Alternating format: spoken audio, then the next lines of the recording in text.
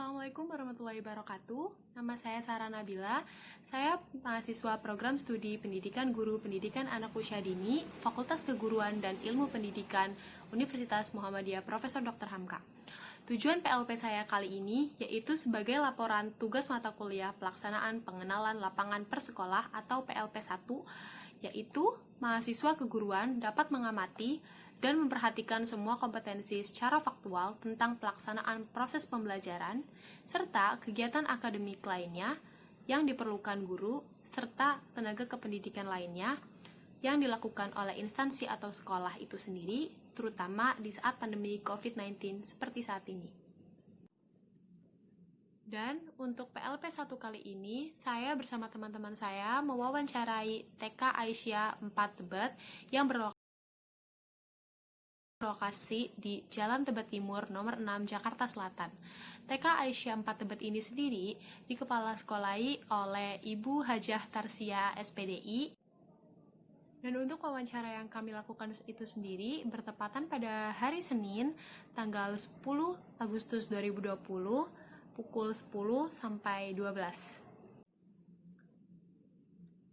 Dan untuk pembelajaran di TK Aisyah 4 Tebet itu sendiri menggunakan pendekatan sentra, yang mana dari pendekatan sentra ini diharapkan setiap murid dapat belajar dapat belajar melalui bermain secara bebas, aktif, kreatif, dan inovatif. Yang mana di sini guru sebagai fasilitator dan juga motivator. Kemudian untuk di TK Aisyah 4 Tebet itu sendiri memiliki muatan lokal, yaitu sebagai ciri khasnya yaitu pengembangan al-Islam, seperti belajar membaca Iqra, Al-Quran, dan belajar sholat dan juga doa-doa keseharian. Belajar juga tentang cerita Nabi, pengenalan hadis-hadis pendek, dan juga keaisyahan dan kemuhammadiyahan pada anak usia dini, serta adanya pengenalan tentang angklung dan komputer. Untuk pembelajaran di TK Aisyah 4 Tebet itu sendiri, yaitu mengikuti Permendikbud nomor 137 dan 146 tahun 2014 tentang standar PAUD dan kurikulum 2013 yang diintegrasikan dengan kurikulum Aisyah dan kemuhammadiyahan.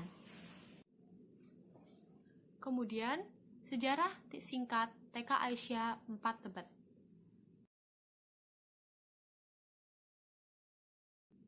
Sejarah singkatnya yaitu pada awalnya TK Aisyah 4 Tebet itu sendiri berdiri pada tahun 1960 di sebuah pavilion milik salah satu anggota Muhammadiyah, yaitu Bapak Haji Somad Muhni, yang mana bila sampai sekarang kurang lebih umur TK Aisyah 4 Tebet ini sudah sampai 60 tahun.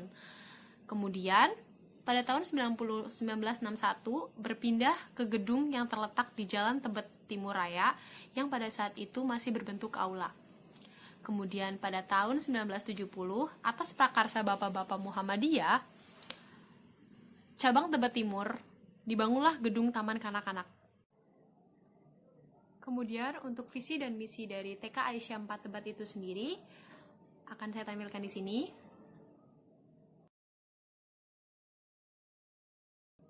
Untuk visinya itu sendiri dari TK Aisyah 4 Tebet, yaitu terciptanya sistem pendidikan anak usia dini yang kondusif, demokratis, islami, dan diridhoi Allah Subhanahu wa Ta'ala. Kemudian melangkah pada misi. Yang pertama yaitu membekali perkembangan anak dengan keimanan sehingga mereka menjadi anak yang beriman dan bertakwa. Dan yang kedua yaitu mengembangkan potensi anak sedini mungkin.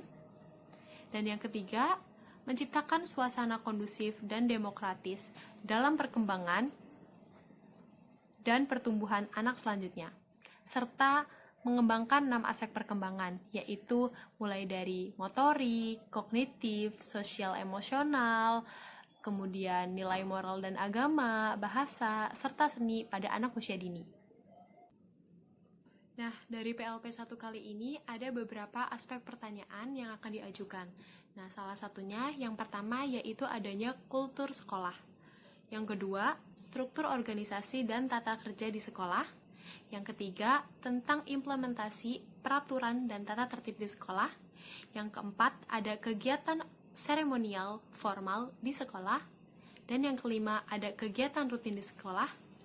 Dan yang terakhir, adanya praktik pembiasaan dan kebiasaan positif di sekolah. Tentang poin pertama, yang berisikan tentang kultur sekolah. Bagaimana tentang kultur dari sekolah TK Aisyah 4 Tebet itu sendiri? Yaitu yang pertama ada cinta Al-Quran, dan yang kedua ada pembiasaan hidup bersih dan sehat, dan yang ketiga yaitu menerapkan 5S, senyum, salam, sopan, santun, dan santun. Untuk mencintai Al-Quran itu sendiri, kultur dari TK Aisyah 4 Tebet itu sendiri dapat dilihat dari jurnal yang ia lakukan, yaitu jurnal pagi. Setiap anak bergiliran atau telah dijadwalkan untuk membaca Iqra dan Al-Quran. Dan juga adanya program hafalan hadis dan pengenalan tentang kisah-kisah Nabi, dan juga pengenalan tentang kemuhammadiyahan dan keaisyahan sedari dini kepada anak usia dini.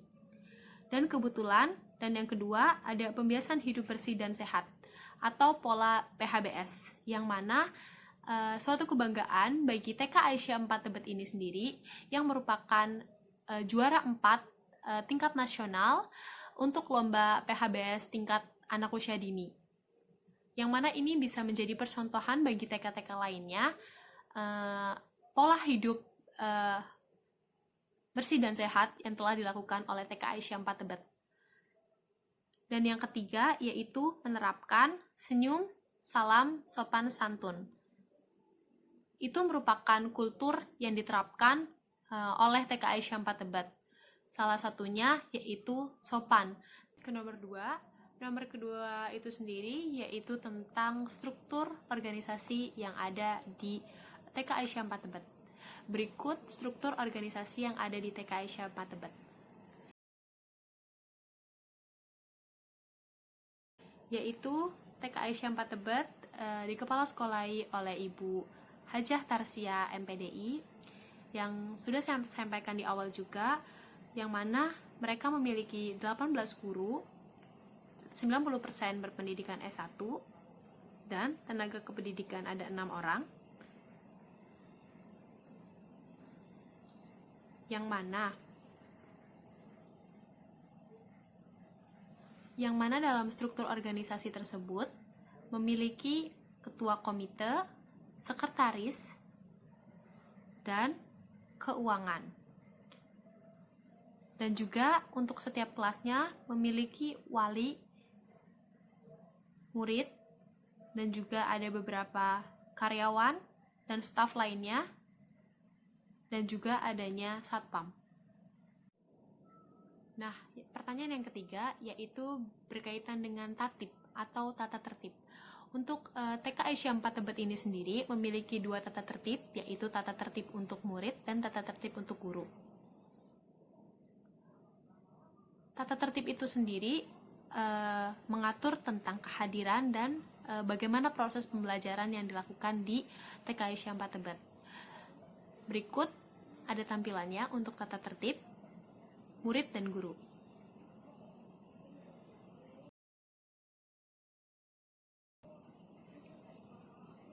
Yang pertama, untuk sistem kehadiran, untuk hari sekolah, untuk kelompok A dan kelompok B, untuk hari Senin sampai Kamis, itu belajar dari pukul 7:30 sampai dengan 11:30.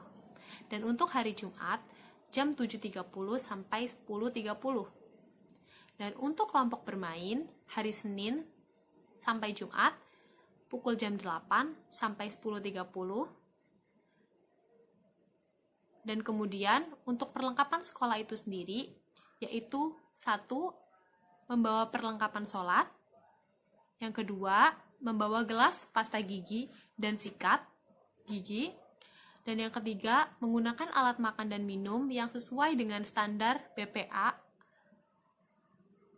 free atau segitiga dengan lambang 5 di tengah atau SNI. Dan yang keempat, membawa makanan atau snack yang memiliki gizi seimbang. Dan yang kelima, tidak dianjurkan membawa makanan cepat saji. Yang kedua, ada tata tertib untuk guru. Berikut tata tertib untuk guru. Tata tertib untuk guru yang pertama yaitu guru hadir di sekolah pukul 7.30 dan bagi yang piket hadir 15 menit lebih awal. Dan yang kedua, apabila berhalangan hadir, segera memberitahuan kepada kepala sekolah. Yang ketiga, menggunakan seragam sesuai dengan yang sudah ditentukan. Yang keempat, persiapan kegiatan harian disiapkan pada hari Jumat. Dan yang kelima, guru meninggalkan sekolah minimal pukul 2 waktu Indonesia Barat. Dan yang keenam, tidak diperkenankan konsultasi saat KBM berlangsung. Dan yang ketujuh, bekerja sama dengan guru dilaksanakan dengan baik. Dan yang ke-8, selama KBM, guru tidak diperkenankan menggunakan handphone. Dan yang terakhir, setiap 1 bulan sekali, pada hari Sabtu ke-4, wajib hadir dari pukul 8 sampai dengan 12 waktu Indonesia bagian Barat. Kemudian pertanyaan keempat, yaitu tentang kegiatan seremonial formal yang dilakukan oleh TK Aisyah 4 Tebet. Yang pertama, yaitu TK Aisyah 4 Tebet melakukan upacara bendera. Dan yang kedua, adanya briefing pagi yang dilakukan oleh guru. Kemudian, adanya briefing yang diadakan setiap hari Jumat, dilakukan untuk persiapan kegiatan harian. Dan yang terakhir, rapat rutin. Untuk rapat rutin itu sendiri, membahas tentang perencanaan pembelajaran, jadwal kegiatan. Pertanyaan kelima, yaitu kegiatan rutin di sekolah. TK Aisyah 4 Tebet itu sendiri memiliki kegiatan intrakurikuler, yaitu adanya jurnal pagi. Jurnal pagi di mana nantinya anak diminta untuk menggambar bebas dan diberikan pensil warna yang bertujuan untuk mengasah motoriknya, bagaimana cara memegang pensil yang benar. Kemudian adanya ikrar, sholat duha, tadarus, pelafalan hadis, doa harian, dan pengenalan keaisyaan serta kemuhammadiyahan. Dan yang ketiga, kegiatan sentra.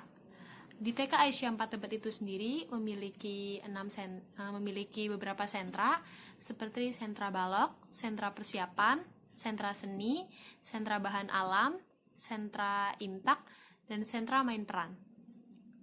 Kemudian untuk kegiatan kokulernya disesuaikan dengan tema, seperti kunjungan ke kebun binatang Ragunan, kunjungan ke Eco Park, dan lainnya. Dan untuk kegiatan ekstrakurikuler, adanya Fun Day.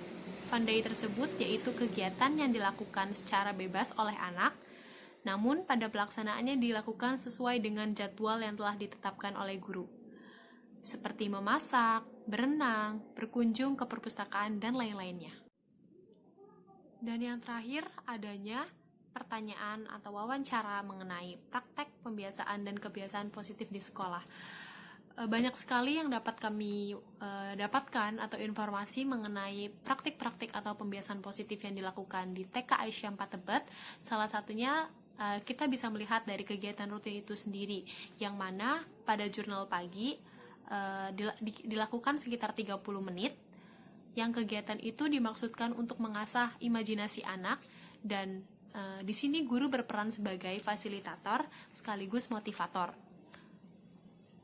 Kemudian membaca ikrar dan doa hafalan, surat pendek, dan hadis.